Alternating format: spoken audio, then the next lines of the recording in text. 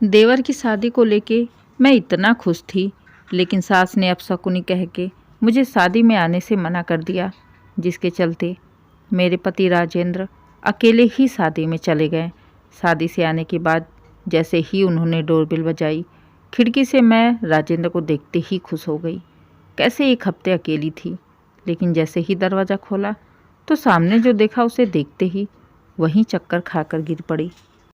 हाय, मेरा नाम सोनाक्षी है। मैं आज पिछले 5 साल से अपने पति के साथ अपने ससुराल से दूर शहर में रहती थी। ससुराल वाले मुझे बिल्कुल भी पसंद नहीं करते थे, खास करके मेरी सास, क्योंकि वो मुझे अपशकुनी समझती थी। शादी के 5 साल बाद भी हमारी कोई भी औलाद नहीं थी, जिसके चलते मेरी सास मेरा मुंह नहीं देखना चाहती थी। लाख कोशिश कर लिया, लेकिन हर जगह निराशा ही हाथ लगी। एक दिन अचानक ही माँ जी का फ़ोन आता है और वो राजेंद्र से कहती हैं, बेटा घर में शादी है तो तुम टाइम पर ज़रूर आ जाना।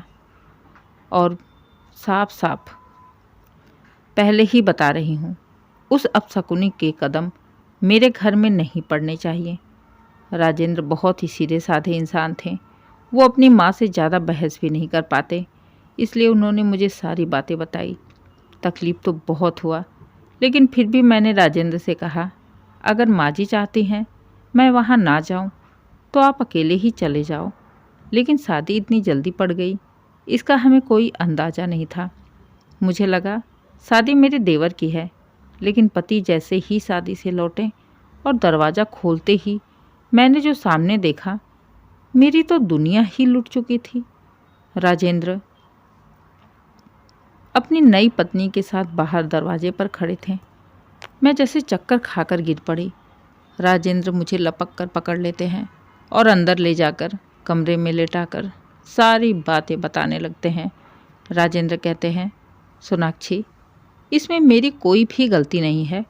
मुझे इन सब चीज़ों के बारे में पहले से कुछ भी पता नहीं था।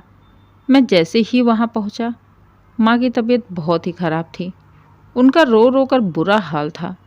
मुझे देखते ही वो मेरे पैर पकड़ के रोने लगी। मुझे ये शादी करनी ही करनी है।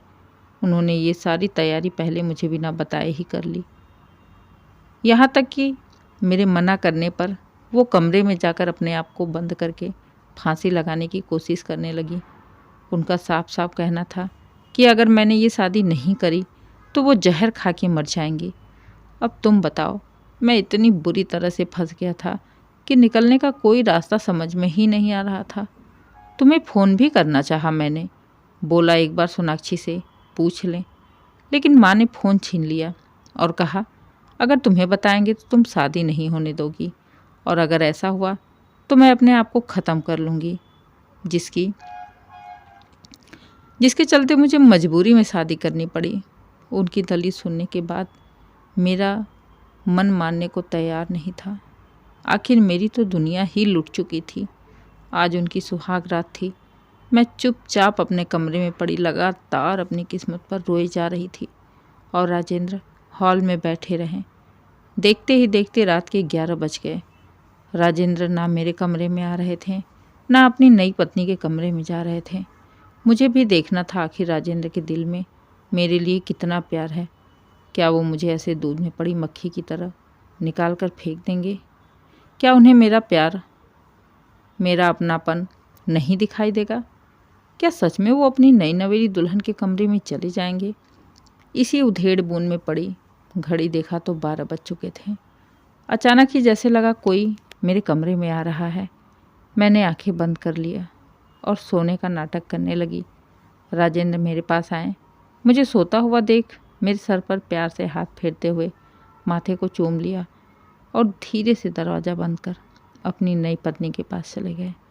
उनके जाते ही मैं फूट फूट कर रो पड़ी। मेरे बेड पर मेरा पति नहीं था। आज मेरा पति, उसका बंटवारा हो चुका था। आज वह किसी और के बेड पर किसी और की सेज को सजा रहा, किसी और को बाहों में लेकर प्यार कर रहा, और मैं यहाँ उसके प्यार में तड़प रही, खून के आंसू रो रही। मैं जब भी अपने बगल में उनकी जगह को खाली देखती, कलेजा फट जाता। मन करता कोई ऐसा मिले जिसके कंधे पर सर रखकर जोर जोर से चिल्ला कर रो पड़ूं। भगवान, तूने मुझे इस संसार में पैदा ही क्यों किया और लाया भी, तो इतने दुख क्यों दिए? कोई स्त्री सब कुछ बर्दाश्त कर सकती है, लेकिन उसका पति किसी और का हो जाए, ये वो बर्दाश्त नहीं कर सकती। वो अपना घर, पूरी प्रॉपर्टी, रुपए, पैसे, गहने सब कुछ बांट सकती है, लेकिन पति को बांटने के नाम पर वो साक्षात दुर्गा बन जाती है। लेकिन आज जब उसका पति हंसी खुशी खुद ही बंटने को तैयार है, तो फिर वो कर भी क्या सकती है? सोनाक्षी के आगे अपनी सुहागरात की एक एक बातें याद आने लगी। राजेंद्र की एक एक प्यार भरे वादे, उसकी बातें, सब कुछ याद आने लगा। वो सोचने लगी, आज राजेंद्र मुझे छोड़कर अपनी नई नवेली दुल्हन के पास चला गया। एक बार भी उसने नहीं सोचा कि मेरे ऊपर क्या बीतेगी। क्या सच में मर्द बस औरतों के भूखे होते हैं? उन्हें औरतों के दुख तकलीफ, उनकी भावनाओं की कोई कदर नहीं होती है। आज मेरा राजेंद्र किसी और की बाहों में है, अपने होठों से उसे छुएगा, अपने हाथों से छुएगा, उस पर अपना प्यार लुटाएगा, अपना सब कुछ उसे दे देगा, और ये सब मेरे बर्दाश्त के बाहर हो रहा था। मैं अपने इस घर को, अपने इस मंदिर में राजेंद्र को किसी दूसरी औरत के साथ कैसे देख सकती हूँ? अब मेरा मंदिर मेरा नहीं रहा, मेरा देवता भी मेरा नहीं रहा, तो मेरा यहाँ क्या काम? रोते हुए, बिना किसी को बताए, बिना कोई आहट किए, चुपचाप उस घर से चली गई। आज इस घर का श्राप खत्म हो गया था। अब शकुनी कहीं और चली गई थी, कहाँ ये पता नहीं, बस चली जा रही थी। ऐसे तिल तिल कर मरने से तो अच्छा है कि किसी आश्रम में चली जाए। जिसका इस दुनिया में कोई नहीं होता है, भगवान भी उसके लिए कोई ना कोई सहारा बनाकर ही रखता है। इसी सोच के साथ मैं वो घर और राजेंद्र को हमेशा हमेशा के लिए छोड़ एक अनजान दुनिया में चली गई। दोस्तों, उम्मीद है कहानी आपको पसंद आई हो। अगर कहानी पसंद आए, कहानी को लाइक करें, शेयर करें, चैनल को सब्सक्राइब करें और कमेंट करके ज़रूर बताइए कहानी कैसे लगी।